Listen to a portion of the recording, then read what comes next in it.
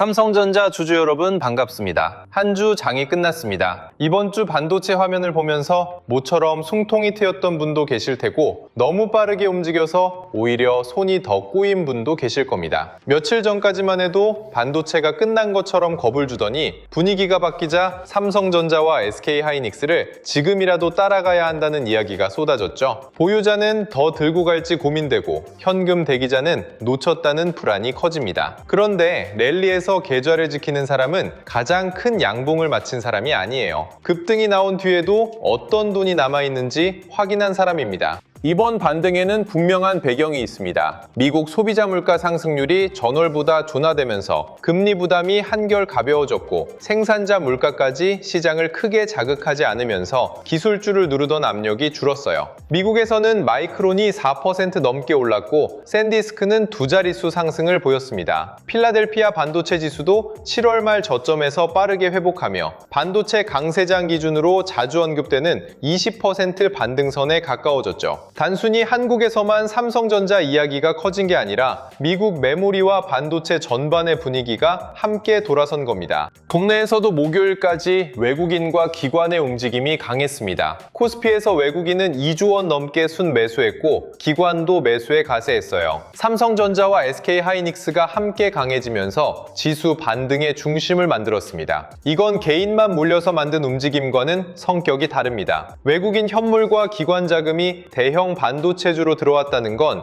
물가 부담 완화와 미국 반도체 반등을 한국 메모리에도 연결해보기 시작했다는 뜻이니까요. 다만 큰 돈이 들어왔다는 사실과 그 돈이 계속 남는다는 건 다른 이야기입니다. 솔직히 이때 마음이 제일 급해져요. 손실권에서는 이제 본전이 보일 것 같고 본전권에서는 조금만 더 버티면 수익으로 넘어갈 것 같죠. 현금이 있으면 며칠 전에 샀어야 했다는 후회가 들고요. 그래서 보유자는 계획보다 비중을 더 늘리고 현금 대기자는 장 초반 높은 가격을 따라갑니다. 그런데 반도체 랠리는 속도가 빠른 만큼 되돌림도 큽니다. 산업의 방향이 좋아졌다고 해도 매일 같은 속도로 오르는 건 아니거든요. 좋은 업황과 좋은 매수 가격을 같은 말로 받아들이면 랠리 한가운데서도 계좌는 흔들릴 수 있습니다. 이번 흐름이 단기 되돌림인지 업황 재평가인지 가르는 건 삼성전자 하루 상승률이 아닙니다. 외국인이 현물을 며칠 더 담는지, 코스피 200 선물이 같은 방향을 유지하는지, 전기 및 전자업종 거래대금이 종가까지 남는지를 함께 봐야 해요. 가격이 잠시 쉬더라도 외국인 매도가 크지 않고 거래대금이 유지되면 상승 과정에 숨고르기일 수 있습니다. 반대로 높은 가격으로 출발한 뒤 외국인이 현물과 선물을 동시에 팔고 오후에 거래대금이 빠르게 줄면 호재를 이용한 차익 실현의 가능성을 열어둬야 합니다. 여기에 저점의 위치도 붙여보세요. 랠리가 살아있는 구간에서는 장중 매물이 나와도 이전 저점 부근에서 매수세가 들어오고 반등할 때 거래대금이 다시 늘어나는 모습이 나옵니다. 반대로 고점은 낮아지는데 반등 거래대금까지 줄면 대기자금이 서두르지 않는다는 뜻일 수 있어요. 하루 종가만 비교하기보다 매물이 나온 자리와 다시 돈이 붙은 자리를 함께 보면 단순한 가격 조정인지 수급 이탈인지 조금 더 선명하게 구분할 수 있습니다. 삼성전자와 SK하이닉스가 함께 움직이는지도 중요해요. 두 종목은 경쟁 관계지만 북미 반도체 자금이 들어오는 가장 큰 입구이기도 합니다. 삼성전자만 강하고 SK하이닉스의 거래대금이 계속 줄거나 SK하이닉스만 급등하는데 삼성전자 외국인 매도가 커진다면 시장이 업황 전체보다 한쪽 재료에 집중한 것일 수 있어요. 반대로 둘의 주도권이 번갈아 바뀌더라도 외국인 수급이 유지되고 한쪽이 쉴 때 다른 쪽이 중심을 잡아준다면 반도체 안에 돈이 머물고 있다는 신호가 됩니다. 미국 반도체도 지수 숫자만 보면 안 됩니다. 필라델피아 반도체 지수가 올라도 엔비디아만 움직이는 날과 마이크론, 샌디스크 같은 메모리 종목이 함께 움직이는 날은 삼성전자에 전달되는 의미가 달라요. 지금 국내 반도체 랠리를 바치는 힘은 AI 기대만이 아니라 메모리 업황 회복과 공급 부족 기대가 같이 붙었다는 데 있습니다. 그래서 미국장에서 메모리 종목이 종가까지 어디까지 힘을 유지하는지, 장비와 서버 기업으로 거래 대금이 넓어지는지를 확인해야 국내 외국인의 다음 주문도 조금 더 구체적으로 읽을 수 있습니다. 환율은 랠리의 속도를 조절하는 변수입니다. 미국 물가가 안정돼 달러 부담이 줄면 외국인은 한국 대형주를 담기가 한결 편해져요. 하지만 원달러 환율이 다시 빠르게 오르면 삼성전자 실적에는 환율 효과가 있더라도 주식 수급에는 부담이 될 수 있습니다. 여기서 많이 헷갈리죠? 환율 상승이 수출 기업에 좋다는 설명만 믿고 외국인 매도까지 무시하면 안 됩니다. 장중에는 환율 방향과 외국인 선물, 삼성전자 현물 주문이 서로 같은 이야기를 하는지 나누어서 확인해야 합니다. 반도체 수출과 메모리 가격도 랠리의 뿌리를 확인해 줍니다. 수출 증가가 초수 숫자에 그치지 않고 중순과 월간으로 이어지는지, 디램과 낸드 가격 전망이 유지되는지, 서버용 디램과 HBM의 고부가 제품 비중이 실적 추정치를 끌어올리는지를 봐야 해요. 주가는 통계보다 먼저 움직이기 때문에 좋은 숫자가 발표됐다고 무조건 더 오르는 건 아닙니다. 이미 반영된 기대보다 실제 이익 전망이 더 올라가야 재평가가 이어질 여지가 생기는 겁니다. 랠리의 지속성은 뉴스의 크기보다 숫자가 이익으로 연결되는 속도에 달려 있어요. 반도체 랠리는 대개 한 번의 직선으로 끝나지 않습니다. 공포가 컸던 만큼 빠르게 되돌리는 구간이 먼저 나오고 그 다음에는 실적과 수급이 상승을 인정해주는 확인 구간이 따라와요. 마지막에는 대형주에서 장비와 후공정, 소재와 인프라로 돈이 넓어지는 확산 구간이 나타날 수 있습니다. 지금 며칠의 강한 움직임만 보고 모든 확인이 끝났다고 생각하면 가장 변동성이 큰 첫 구간에서 비중을 몰아버리게 됩니다. 오히려 첫 급등이 지나간 뒤 조정에서 외국인이 다시 들어오는지, 실적 전망이 뒤따라 올라오는지를 기다리는 편이 랠리의 두 번째 기회를 잡는 데 도움이 됩니다. 주변 종목으로 돈이 퍼지는지도 살펴볼 필요가 있습니다. 삼성전자와 SK하이닉스가 중심을 잡은 상태에서 HBM 장비, 테스트와 패키징, 소재와 부품으로 거래 대금이 넓어지면 시장이 업황 전체를 다시 보고 있을 수 있어요. 데이터 센터와 전력기기, 냉각 인프라까지 흐름이 이어지면 AI 투자의 범위가 칩을 넘어 설비 전체로 확산된다는 의미도 붙습니다. 다만 대형주 거래 대금은 줄고 소형 장비주 몇 개만 급등한다면 건강한 확산보다 짧은 순환매일 수 있으니 추격은 더 조심해야 합니다. 주말을 앞둔 장에서는 평소보다 현금화 욕구가 커질 수도 있습니다. 며칠 동안 빠르게 오른 계절하면 이익을 지키려는 매물이 나오는 게 이상하지 않아요. 그래서 금요일 오후에 일부 매도만 보고 랠리가 끝났다고 단정해서도 안 되고, 반대로 연휴 전 매물을 모두 가벼운 차익 실현으로 넘겨서도 안 됩니다. 외국인이 대형주 현물은 팔면서 선물까지 함께 줄였는지, 삼성전자와 SK하이닉스 저점이 오후에 다시 낮아졌는지, 거래 대금이 매도 쪽으로 실렸는지를 보세요. 연휴라는 이유로 나온 매물인지, 수급의 방향 자체가 바뀐 것인지 종가의 구조가 구분해 줍니다. 수익권이라면 랠리라는 말만 듣고 목표를 계속 눕히기보다 수익을 지킬 선을 먼저 정해두세요. 외국인 매수와 거래 대금이 종가까지 유지될 때는 흐름을 누리되, 가격만 급하게 뛰고 수급이 빠질 때는 일부 이익을 지키는 선택도 가능합니다. 본전권은 잠깐, 본전이 왔다는 이유로 전량을 던지거나 욕심이 생겼다고 갑자기 비중을 늘리지 않는 게 좋아요. 본전은 시장의 지지선이 아니라 내 계좌의 숫자일 뿐이잖아요. 결국 저점과 수급이 안정되는지가 판단을 바꿉니다. 손실권은 좋은 랠리를 복구 기회로만 보면 안 됩니다. 삼성전자가 반등할 때마다 더 사서 평균 단가를 낮추고 싶겠지만 물타기는 하락했다는 이유가 아니라 위험이 줄었다는 신호가 나올 때 검토해야 해요. 저점이 안정되고 외국인 매도가 둔화되며 거래 대금이 회복되는 장면이 함께 나타나는지 확인하는 겁니다. 현금 대기자는 이미 움직인 가격을 따라가기보다 첫 조정에서 외국인 수급이 다시 붙는지를 기다릴 수 있어요. 랠리를 놓친 것보다 추격으로 원칙을 잃는 게 계좌에는 더 오래 남습니다. 레버리지 계좌는 반도체 강세가 반가우면서도 가장 위험한 유혹이 되는 구간입니다. 며칠만 더 오르면 손실을 한 번에 되돌릴 수 있을 것 같지만 랠리 뒤 차익 실현은 생각보다 거칠 수 있어요. 추가 레버리지로 복구 속도를 높이기보다 반등이 나올 때 비중을 줄이고 현금과 담보 여력을 회복하는 게 먼저입니다. 외국인 선물 매도가 커지거나 대형주 거래 대금이 급격히 식을 때 줄일 비중도 미리 정해두세요. 좋은 산업을 믿는 것과 감당할 수 없는 계좌를 유지하는 건 전혀 다른 일입니다.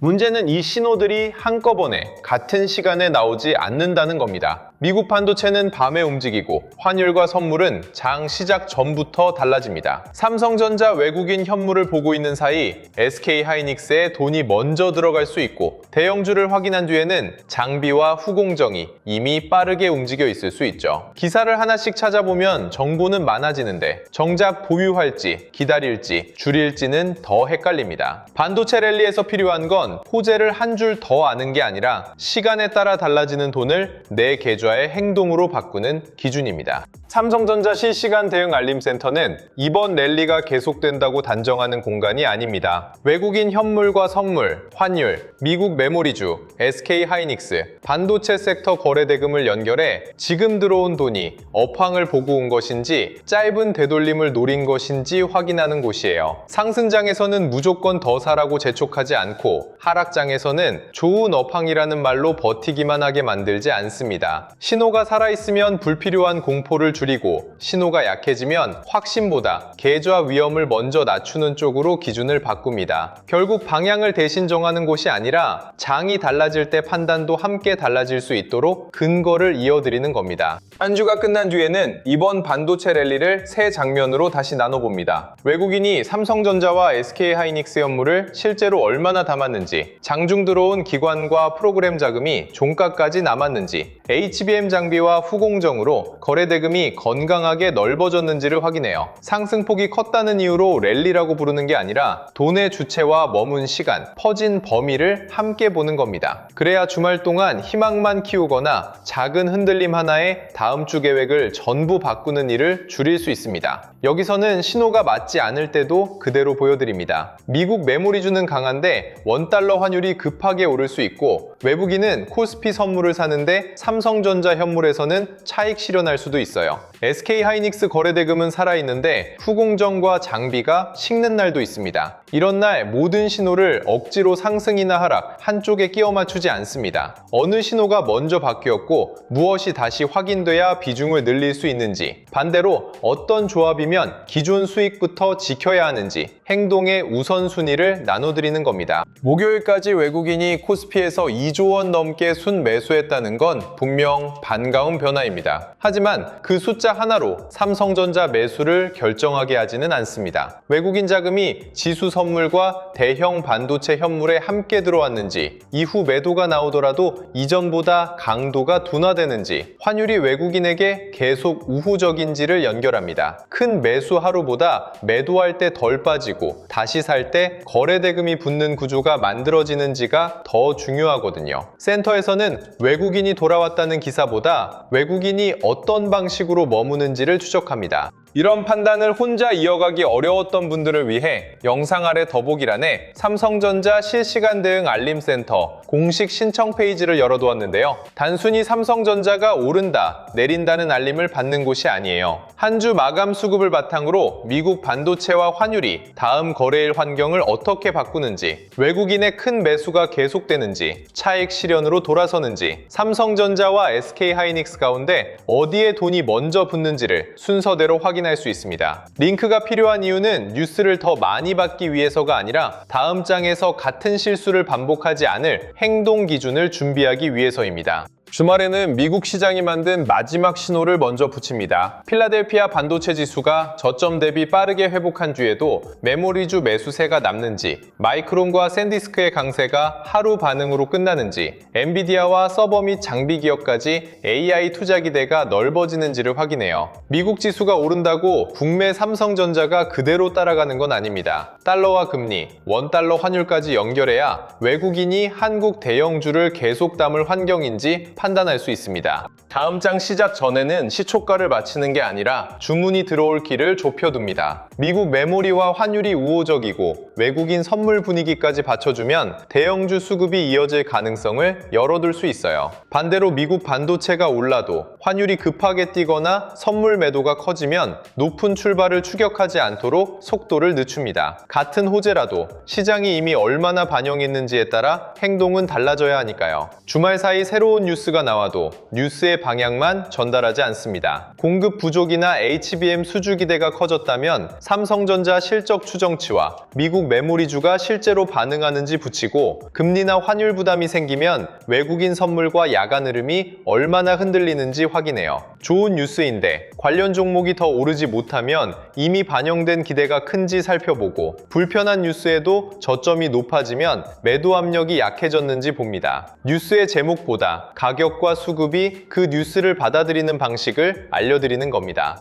첫 30분에는 삼성전자 가격보다 외국인 현물과 코스피 200 선물을 같이 봅니다. 시초가가 높아도 외국인이 현물을 팔고 프로그램 매도까지 붙으면 개인의 추격이 만든 움직임일 수 있어요. 반대로 가격이 잠시 밀려도 외국인 매도가 둔화되고 거래 대금이 살아나며 SK 하이닉스가 중심을 잡는다면 랠리 안에 눌림일 수 있습니다. 첫 방향을 알려주는 게 아니라 첫 30분 동안 돈의 주체가 누구인지 확인해 보유와 대기, 비중 축소의 속도를 정하는 겁니다. 오전에는 대형주에서 주변 업종으로 돈이 퍼지는지 확인합니다. 삼성전자와 SK 하이닉스 거래 대금이 유지된 상태에서 HBM 장비와 후공정, 소재로 자금이 넓어지면 업황 재평가 가능성을 열어둬요. 대형주에서는 돈이 빠지고 소형 장비주 몇 개만 급등하면 추격 경고를 먼저 드립니다. 소부장이 오른다는 사실보다 대장주에 들어온 돈이 남아있는지가 먼저예요. 삼성전자 보유자에게 주변 종목은 갈아탈 목적지가 아니라 랠리의 온도를 확인하는 보조지표입니다. 종가에서는 아침에 들어온 돈이 어디에 남았는지 다시 닫아봅니다. 오전까지 외국인이 강하게 샀어도 오후에 현물과 선물을 모두 되팔았다면 다음 대응은 보수적으로 바뀌어야 해요. 가격 상승폭은 크지 않아도 외국인 매수와 거래 대금이 종가까지 남고 SK 하이닉스와 후공정이 함께 버틴다면 흐름의 질은 더 나을 수 있습니다. 하루 고점이 아니라 종가의 수급을 기준으로 다음 장 보유와 대기 계획을 다시 세웁니다. 종가 판단이 끝나면 다음 장에 확인할 조건도 미리 남겨둡니다. 외국인이 다시 살 때 어느 가격대에서 거래 대금이 붙어야 하는지, 삼성전자가 쉬면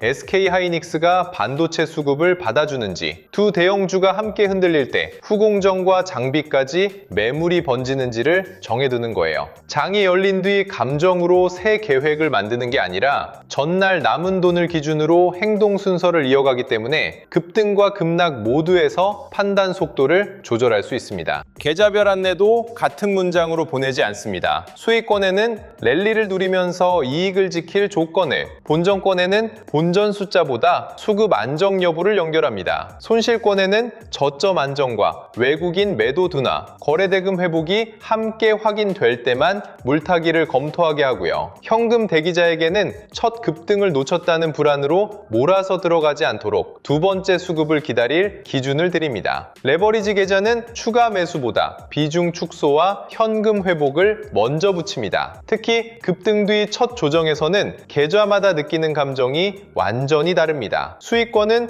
벌어놓은 수익이 줄어드는 게 아까워 서둘러 팔고 싶고, 손실권은 다시 밀릴까 두려워 본전도 오기 전에 포기하고 싶어져요. 현금 대기자는 드디어 기회가 왔다며 첫 음봉을 눌림으로 착각하기 쉽습니다. 그래서 가격이 밀렸다는 사실만으로 매수와 매도를 정하지 않고 외국인 매도 강도, 저점 안정, 거래 대금 회복이 어떤 순서로 나타나는지 붙입니다. 감정이 먼저 움직이는 순간에 확인할 숫자가 있어야 랠리 안에서도 계획을 지킬 수 있습니다. 이번 반도체 랠리를 보며 이제야 복구할 수 있겠다는 마음과 더 늦기 전에 따라가야 한다는 마음이 동시에 커졌다면 혼자 가격만 보며 결정하지 않으셨으면 합니다. 영상 아래 더보기란에 삼성전자 실시간 대응 알림센터 공식 신청 페이지를 열어두었습니다. 있습니다. 신청 페이지를 통해 입장 안내를 확인하시면 미국 반도체에서 시작된 돈이 환율과 외국인 수급을 거쳐 삼성전자와 SK하이닉스에 어떻게 들어오는지, 장비와 후공정으로 확산된 뒤 종가까지 남는지를 함께 확인할 수 있습니다. 수익을 보장하는 약속이 아니라 성급한 추격 한 번, 근거 없는 물타기 한 번, 공포에 밀린 전량 매도 한 번을 줄이기 위한 현실적인 기준입니다.